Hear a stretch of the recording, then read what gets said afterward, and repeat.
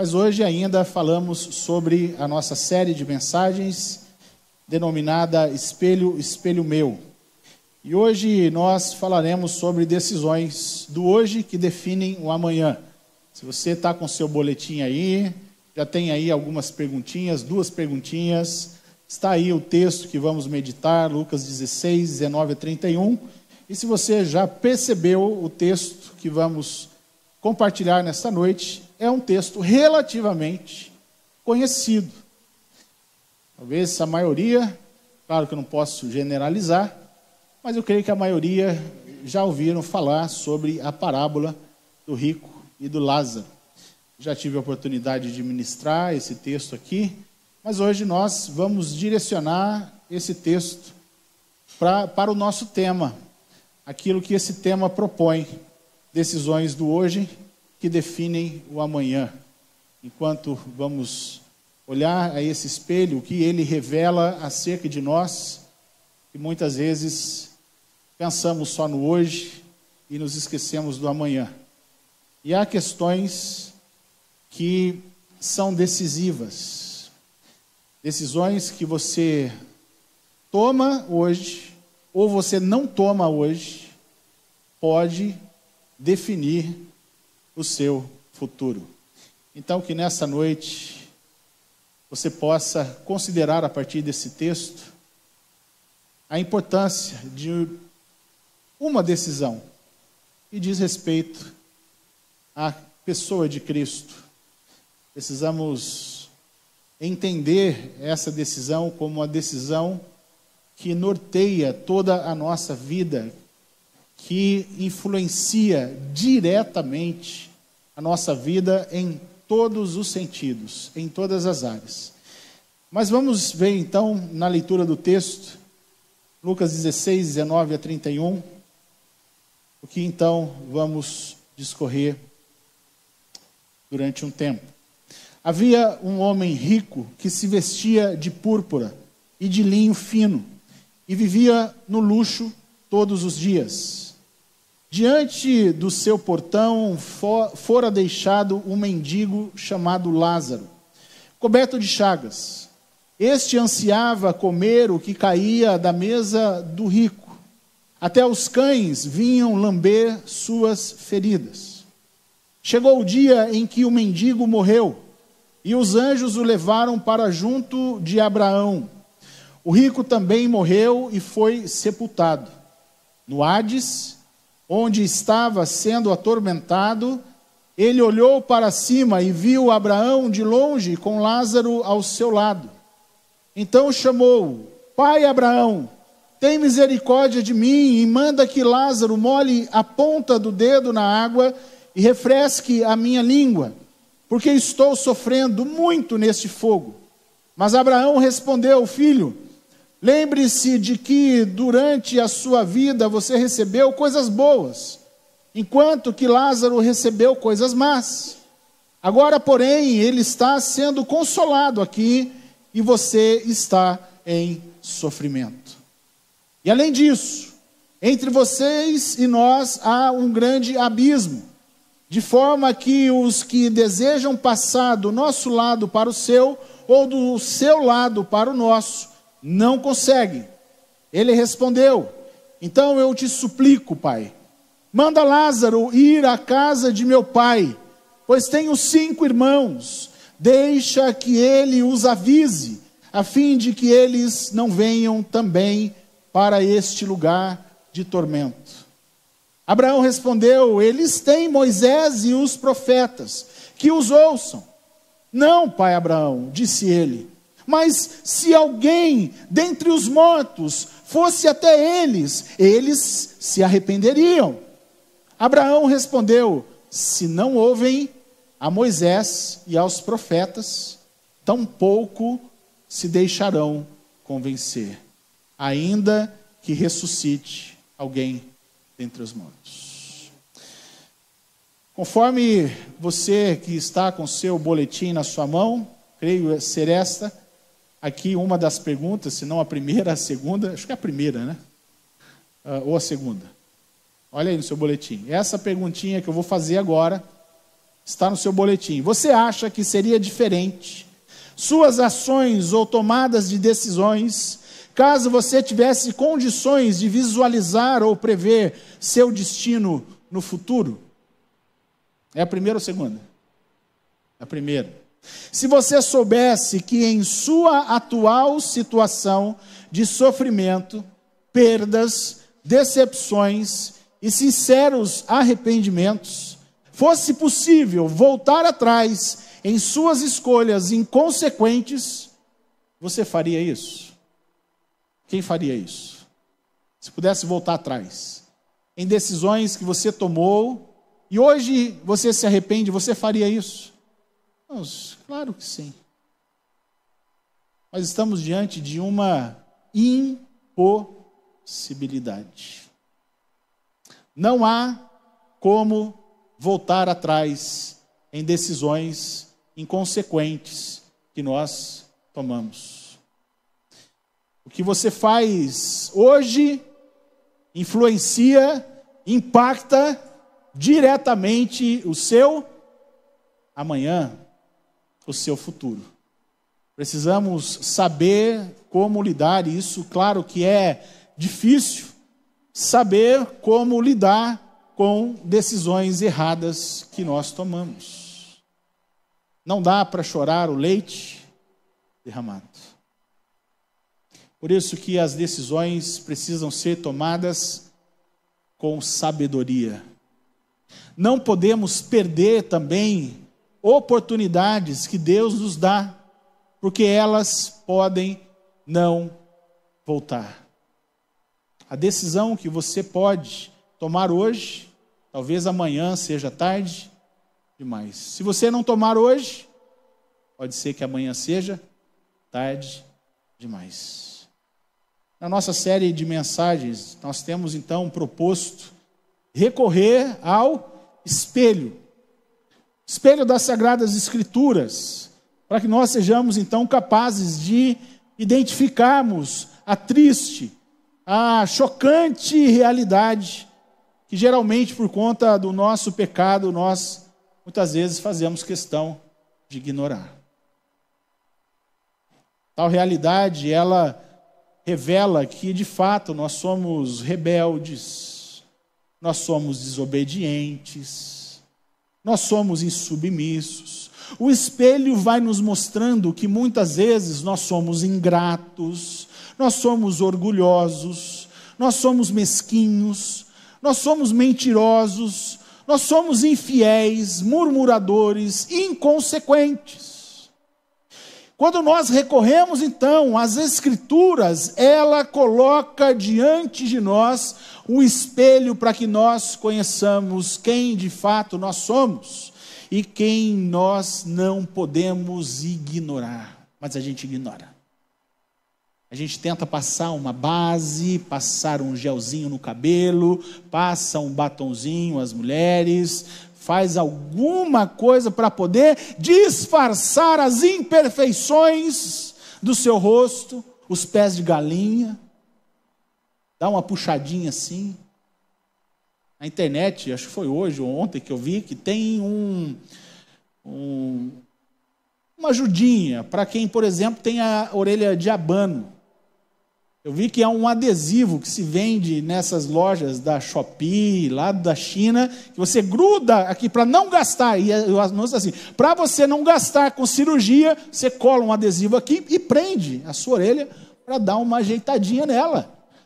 Então vão se dando jeitos para que a gente resolva algumas coisas. É claro que para alguns quase impossível resolver. O meu caso também, não dá, irmãos, tem coisa que não dá para resolver. Meus irmãos, o espelho não é mágico. O espelho não é mágico, mas ele é verdadeiro. E a proposta do espelho é justamente revelar essa realidade desastrosa, promovida então pelo nosso pecado. O pecado não é dos outros, o pecado é nosso. É meu e seu pecado. Mas também apresenta a única alternativa para que nós não nos conformemos com esse quadro. As Escrituras nos diz que nós devemos buscar ela para nos auxiliar, para que sejamos moldados em conformidade com o nosso Cristo a partir do novo nascimento. Porque afinal de contas, se não nascer de novo, ninguém verá o Senhor. O novo nascimento é a única forma disso. O espelho refletirá, portanto, mais um aspecto, queridos, nessa noite, presente na realidade humana, depravada, caída. E essa visão que o espelho nos traz, ela então mostra uma limitação de visão. Nós somos limitados na nossa visão. Faz com que a gente enxergue então a vida presente como um fim em si mesmo, da qual então pode se extrair propósito, realização, prazer, felicidade pessoal. Limitação de visão.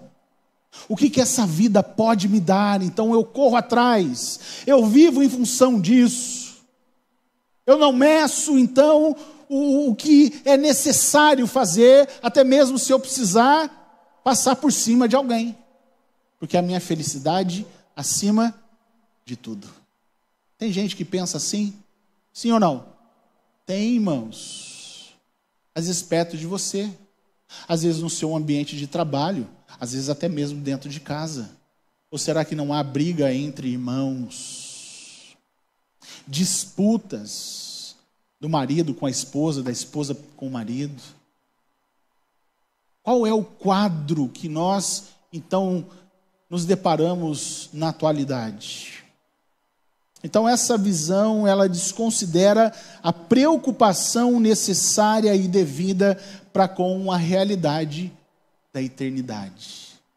Enquanto os meus olhos estão fixos neste mundo, no que ele pode me dar, eu me esqueço de que há uma vida além.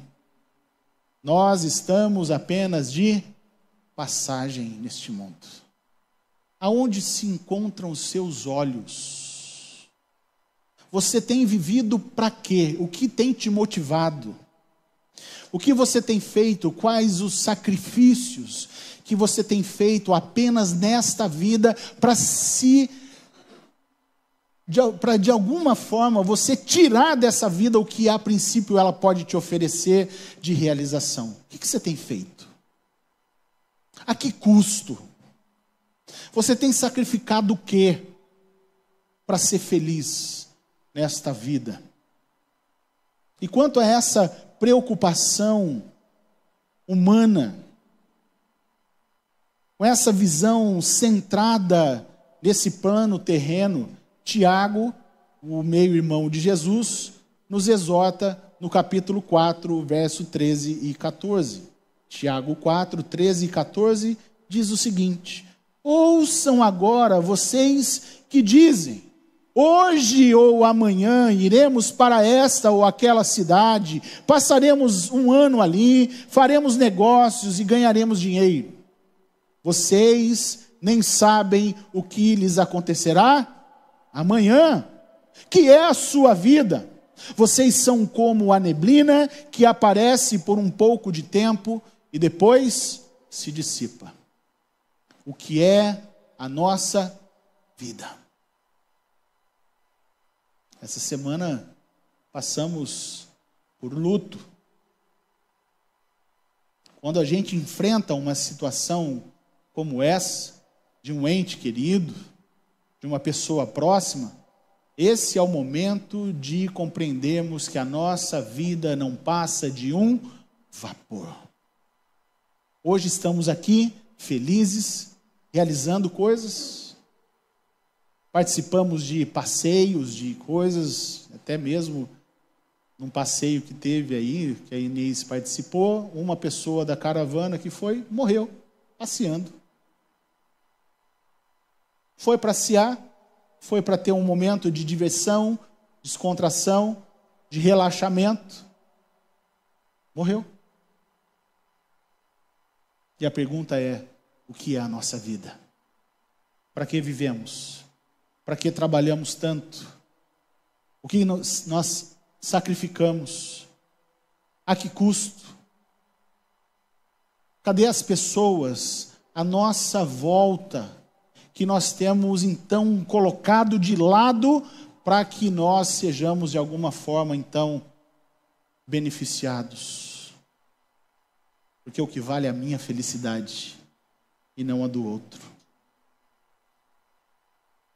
Desconsideramos, portanto, as implicações das nossas ações presentes. Decidimos, fazemos planos, e aí então a gente não conta com as implicações disso no futuro. Porque o que importa é a nossa felicidade no aqui e no agora. Já ouviram falar da conhecida lei da semeadura? Gálatas 6, 7, 8 diz: não se deixem enganar, de Deus não se zomba, pois o que o homem semear, isso também colherá. Quem semeia para a sua carne, da carne colherá destruição, mas quem semeia para o Espírito, do Espírito colherá vida eterna. Olhos no presente ou olhos no futuro? Aonde que nós estamos lançando as sementes das nossas ações? Será que consideramos que a nossa semeadura, má semeadura, ou uma semeadura de sementes ruins, a gente ainda acha que vai colher coisas boas? Parece que às vezes é isso que a gente pensa. E é um grande erro. Não, mas vai dar certo. Agora vai. Peraí, mas você está contrariando princípios. Você continua caminhando por uma direção perigosa. Como é que você espera colher bons frutos se você não está considerando questões elementares? Aonde se encontra Deus? E Tiago fala sobre essa realidade. Quando nós tiramos Deus dos nossos planos, a gente projeta as coisas como se Deus não precisasse fazer parte deles. E esse é o papel da parábola, irmãos. Essa parábola se torna então esse instrumento importante, né, dentro dessa narrativa, como um instrumento que apresenta visões distintas acerca do propósito central da vida humana. Pessoas que fixam então moradia no presente. E aqui então elas buscam felicidade, sentido para a vida, enquanto já outras pessoas compreendem que nós só estamos aqui de passagem. E assim essas pessoas vivem as suas vidas, a despeito das adversidades, das lutas, das privações, das provações, os seus olhos estão na eternidade. Tem pessoas que sabem o que lhes aguarda. Está passando por lutas, tá? Não tem tudo aquilo que gostaria, não tem. Mas ela sabe que essas privações dela aqui, no hoje, ela sabe que o que é dela já está reservado na eternidade. Ela pode ter sim uma luta com a sua saúde, com a sua saúde física. Crente fica doente? Sim, diferente de uma teologia aí fora, né? Diz que crente não fica doente, crente não passa dificuldade financeira. A gente sabe, né, por nós mesmos, que isso é uma grande mentira. Mas a questão é que, a despeito dessas situações difíceis, onde estão os nossos olhos? Porque o que adianta nós termos a cura de uma enfermidade?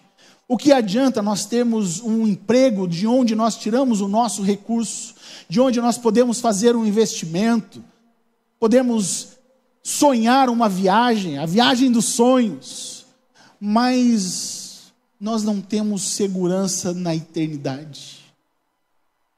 o que adianta sermos abonados, ricos, fartos em tudo, se nós não temos esperança da vida depois da morte? Já parou para pensar nisso? Então há uma necessidade da gente rever a nossa visão. E Paulo, em 1 Coríntios capítulo 15, 19, já nos traz uma exortação muito importante, dizendo o seguinte, 1 Coríntios 15, 19, se é somente para esta vida que temos esperança em Cristo, somos de todos os homens os mais dignos de compaixão. Em outra versão ele fala assim, somos de todos os mais miseráveis de todos os homens. Se os nossos olhos estão somente para esta realidade, para esse plano terreno, nós somos de todos os homens os piores, os mais dignos de compaixão.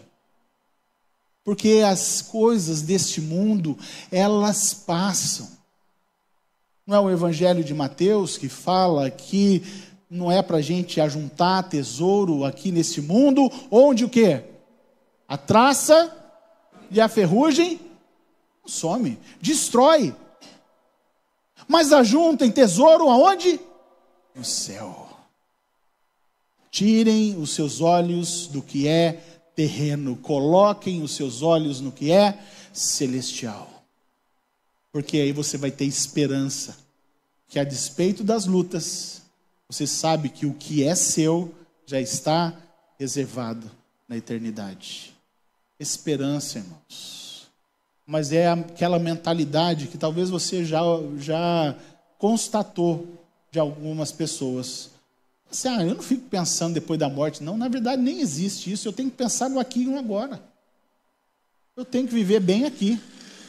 Então ela desconsidera toda essa realidade.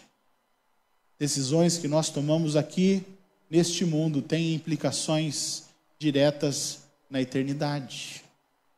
Futuro, nesse caso, depende necessariamente do presente em termos de decisões, e decisões sábias, e decisões pontuais.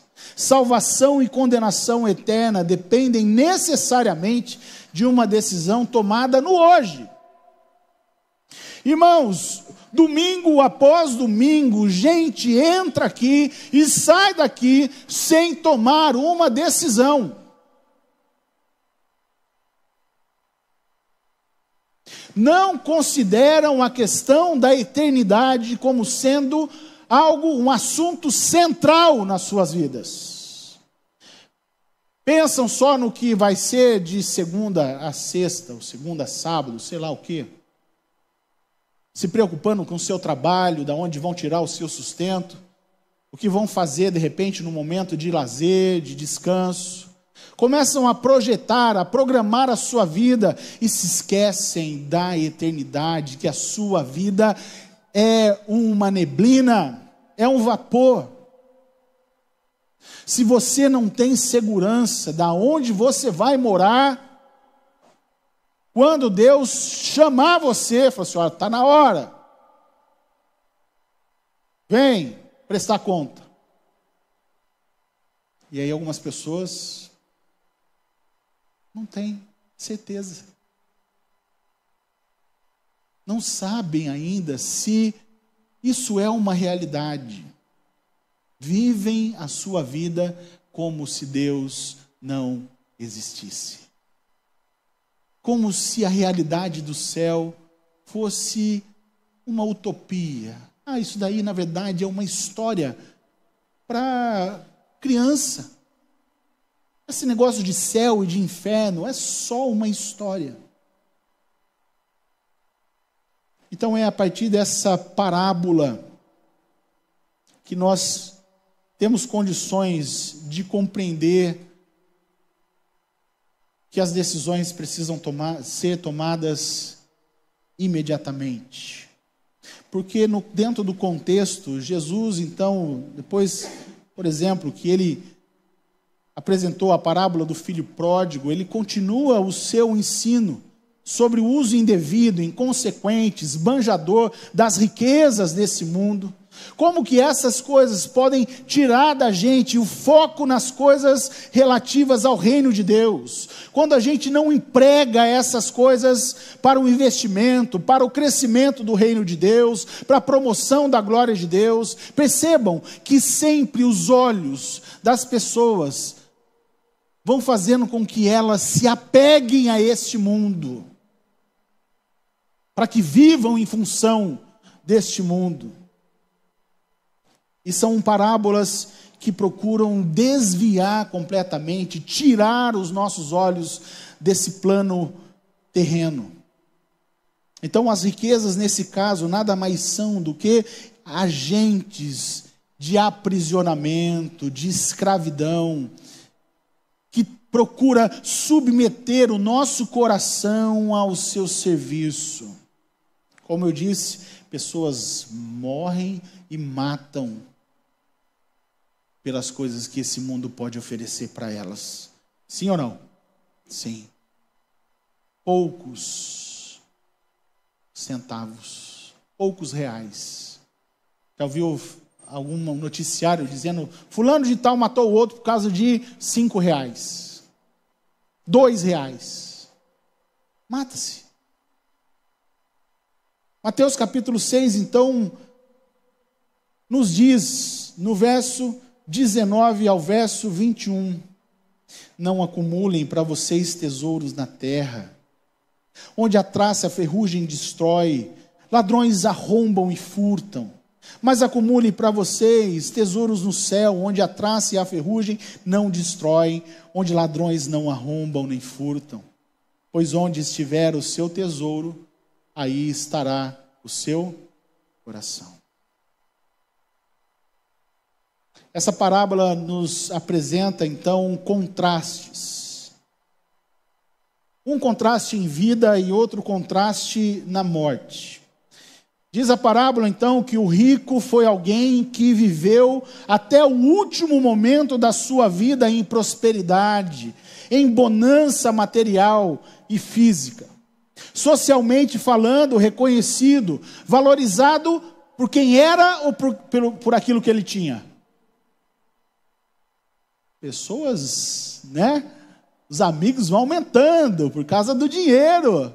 Acaba o dinheiro, acaba os amigos. Não foi isso que aconteceu com o jovem, o filho pródigo? Exatamente. Enquanto tinha dinheiro, rodeado de muitas pessoas. O dinheiro foi embora, sumiram todos. E Lázaro, então, por sua vez, ele viveu uma vida marcada por miséria. Miséria financeira, humilhação, privado da sua saúde física, socialmente marginalizado, humilhado. Se você prestou atenção na leitura do texto, diz que ele então esperava que caísse alguma coisa ali da mesa do rico e, na verdade, também os animais, os cachorros vinham lamber as suas feridas. Aí o bonitinho, o Max. Imagina esse cachorro lambendo a sua ferida. Essas pessoas falam assim, oh, credo, que nojo. Além do contraste em vida, a parábola também nos apresenta um contraste na morte. E na lista da morte, Lázaro foi o primeiro a ser convocado. Quem antes não tinha condições financeiras de promover nem mesmo um enterro digno, é agora conduzido à presença de Abraão por um cortejo celestial de anjos. E agora, livre da dor, corrupção do corpo físico, ele desfruta da eternidade em plena abundância. Já o rico, por sua vez, diz o texto que apenas morreu e foi sepultado. Não tem muito o que dizer. É interessante que na leitura do texto traz muitos detalhes da vida do rico, não é? Anteriormente, muitos detalhes da sua riqueza. mas agora diz que ele apenas morreu e ele foi sepultado. Seu sofrimento agora é intensificado. Preste atenção. Preste atenção. O seu sofrimento é intensificado ao compreender que a mesma mentalidade que adotou durante toda a sua vida também é seguida por pessoas próximas a ele.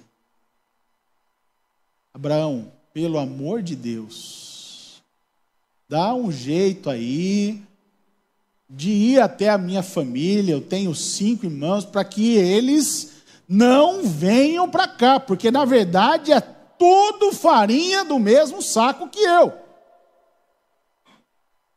Não quero que eles passem por aquilo que eu estou passando. Não tenho o que fazer. Pessoas com a mesma mentalidade corrompida. Quantas pessoas que nós conhecemos que têm a sua mente deturpada, corrompida pelos valores do mundo?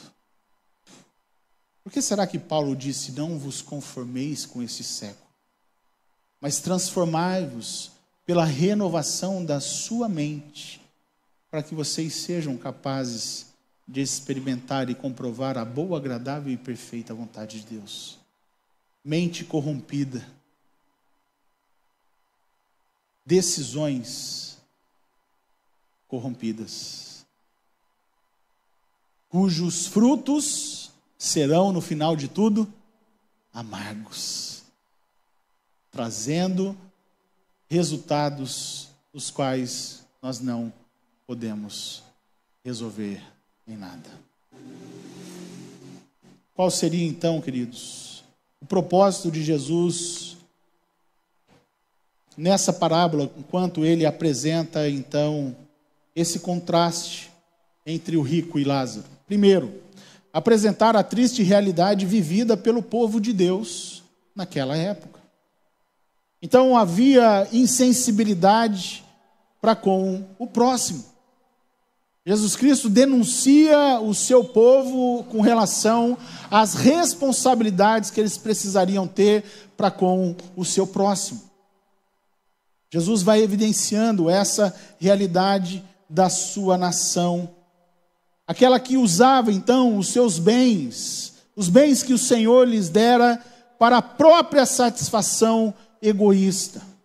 Foram favorecidos por Deus com todas as bênçãos terrenais e espirituais. Só que se recusaram a cooperar com Deus no uso dessas bênçãos, tornando-se então insensíveis à necessidade do outro. Não é um pouco do que a gente vê hoje em dia? Pessoas enriquecendo e deixando os necessitados sem suprimento. Podendo, então, contribuir para que o sofrimento do outro seja diminuído, pelo menos, mas são gananciosos. Querem mais, mais, mais. Então, são valores deste mundo, o apego dos bens materiais que causam insensibilidade no povo de Deus. E nós sabemos, irmãos, que a palavra de Deus nos diz com relação a amar o próximo como? Você fica sem comer? Numa necessidade, você recorre à sua conta bancária. Graças a Deus eu tenho isso, tenho aquilo, tenho aquilo. Mas e o outro? E aquele que não tem a condição financeira que eu e você temos? Que não tem um plano de saúde, precisa recorrer ao SUS, ir para a UPA, ficar lá não sei quantas horas. Quanto nós somos solidários a essas pessoas. Mas o que temos visto é que até mesmo o povo de Deus se torna insensível cada vez mais. Também dentro dessa triste realidade vivida pelo povo de Deus, Jesus condena essa falsa religião. porque eram pessoas cheias de orgulho da sua religião. Consideravam-se o povo escolhido, favorecido de Deus, mas não serviam, nem adoravam verdadeiramente a Deus. Se diziam então filhos de Abraão, mas não faziam não praticavam as obras de Abraão. E a verdadeira religião, conforme Tiago mesmo diz, ela se fundamenta numa proposta de auxílio a quem necessita. Fé comprovada por meio de obras. Obras não salvam, mas confirmam a fé, a qualidade da fé que nós dizemos ter. Ainda dentro disso, dessa triste realidade vivida pelo povo de Deus, também Jesus condena essa infertilidade espiritual. É um povo que deveria multiplicar, ser fértil, espiritualmente falando, porque são o povo que Deus escolheu para ser um instrumento para a proclamação de quem Deus é. O único Deus. O Deus que os livrou no Egito, os tirou do Egito de mais de 400 anos. O Deus que supriu as suas necessidades. Então Deus separa esse povo, dá para eles uma missão. Olha, agora vocês vão para poder mostrar para as outras nações quem eu sou. E o que acontece é que o povo se torna infrutífero. Lembra o encontro de Jesus com a figueira? E Jesus amaldiçoa a figueira, porque ele vai procurando encontrar frutos, e ele não acha, e amaldiçoa essa figueira. Além de apresentar essa triste realidade vivida pelo povo de Deus naquela época, também o Senhor Jesus visa alertar o povo de Deus nos dias atuais, no que diz respeito à preparação para o futuro. E precisamos entender, meus irmãos, que nessa vida nós temos apenas uma única oportunidade de nos preparar para a vida eterna. Por isso que eu disse que o amanhã pode ser tarde demais. É nessa vida que nós formamos o caráter que nos qualifica para a vida presente e para a vida por vir. A glória e a miséria depois da morte são determinadas pelo procedimento do homem antes da morte. O que você escolhe? O que você espera? Além da necessidade de nos prepararmos para o futuro, precisamos também ter uma consciência de acerto de contas. Toda ação tem uma reação. Não há ações humanas que ficam sem reações divinas. Aquilo que nós fazemos, vamos prestar contas diante de Deus. Então Cristo mostra que está se aproximando um tempo em que posições ou classes serão invertidos. Os que, embora pobres quanto aos bens deste mundo, mas que confiam em Deus, são pacientes no sofrimento, um dia serão exaltados, serão recompensados, enquanto que os ricos, aqueles que são amantes deste mundo, aqueles que são insubmissos, qual é o destino deles? Qual o pagamento? Serão punidos com a separação de Deus e da sua glória. Lembremos, Eclesiastes 12:14 diz que todos nós haveremos de prestar contas diante de Deus. Preparação para o futuro, consciência de acerto de contas. Terceiro, revisão da mordomia cristã. Então, nenhum homem, irmãos, ele é apreciado por suas posses, porque tudo o que lhe pertence é unicamente emprestado por Deus. O que é que nós temos, que nós achamos que é nosso? Nada. Os recursos que temos e desfrutamos são dados por Deus. Devemos, portanto, administrar com excelência os recursos que Deus nos confia, procurando suprir necessidades materiais imediatas e também espirituais, considerando a eternidade. Entrega de um marmitex supre uma necessidade imediata, sim ou não? Sim. Mas é só a entrega do marmitex? O que aquelas pessoas, os moradores de rua, precisam? De esperança. Esperança. Ter, sim, o alimento para o corpo, para que eles sobrevivam. Mas ter o alimento espiritual para que vivam eternamente. Ainda que morram, vivam eternamente. Essa é a promessa do Senhor Jesus Cristo. E quarto, precisamos ter também consciência missionária. O povo de Deus precisa compreender que as nossas obras, irmãos, são instrumentos que Deus usa para proclamar e propagar a mensagem do reino de Deus. O evangelho que incrédulos leem, preste atenção, é justamente a nossa vida. São as nossas obras, as nossas ações. Porque as nossas ações autenticam a mensagem que a gente prega. A gente vai falando de Jesus, mas não está atendendo as necessidades dele, não adianta nada, ele não quer ouvir isso. Porque a nossa vida não mostra nada, compaixão, misericórdia. Nossas ações autenticam a mensagem que pregamos. O impacto na vida dos perdidos está condicionado ao caráter do evangelho que vivemos e proclamamos.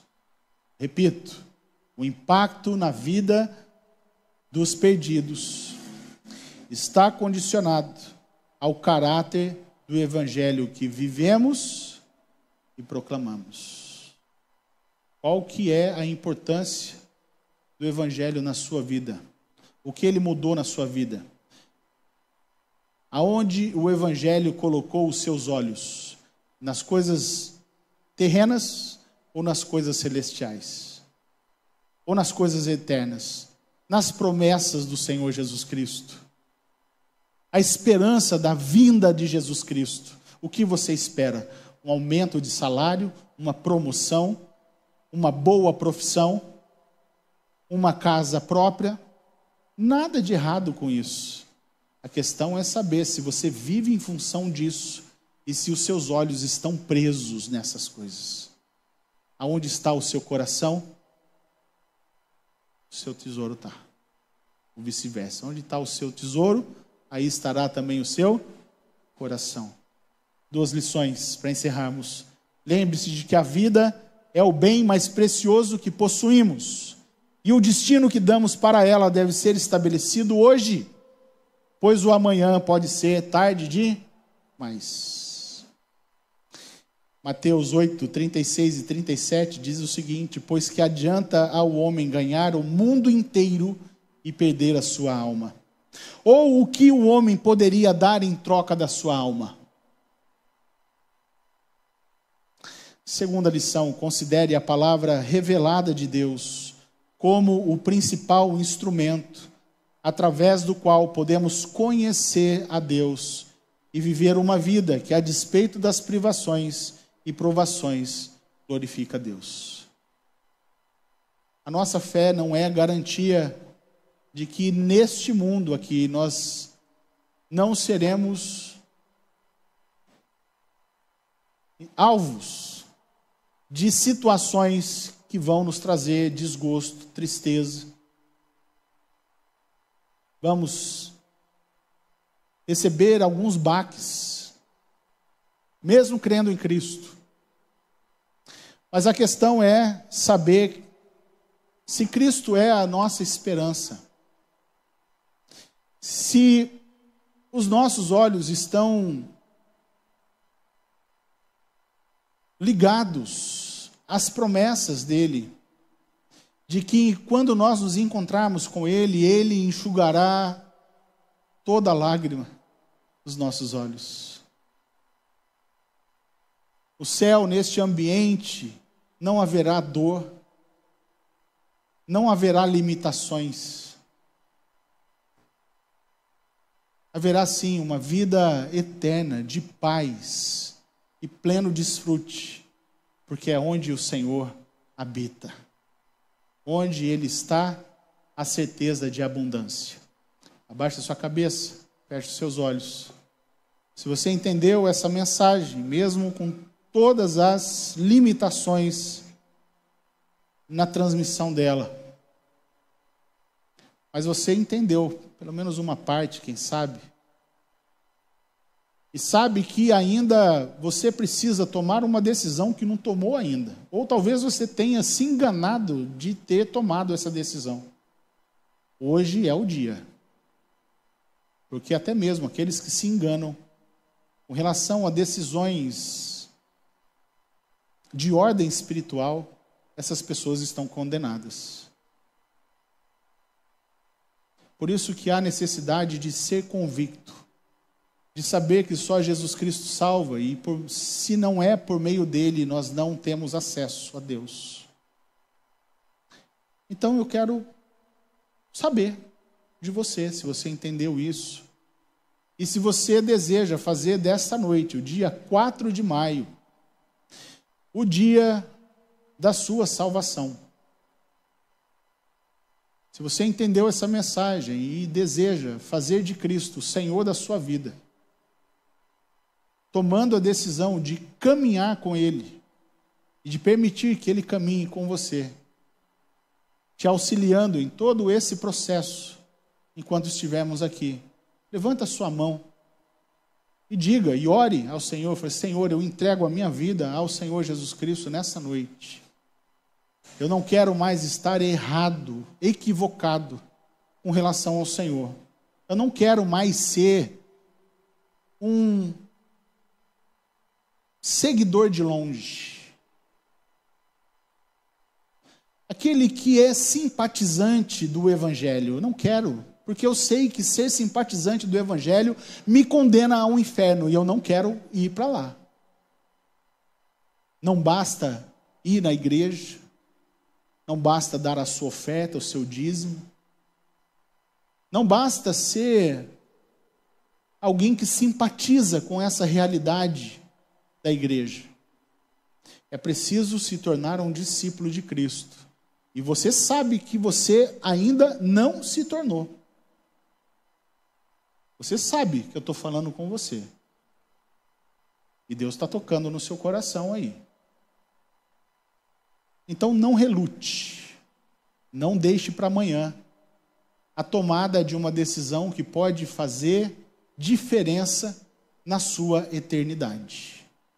Se você quer se tornar um discípulo de Cristo, levanta a sua mão, entrega a sua vida para Jesus Cristo nesta noite. Você entendeu isso? Levanta a mão, eu quero orar por você. Não vou mais fazer nenhum tipo de apelo ou apelação.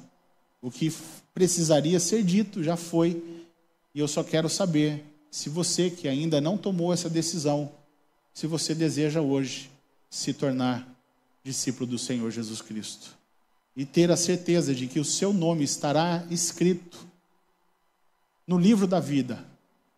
Você deseja fazer isso nessa noite? Levanta a sua mão. Faça dessa noite uma noite especial na sua vida. Alguém?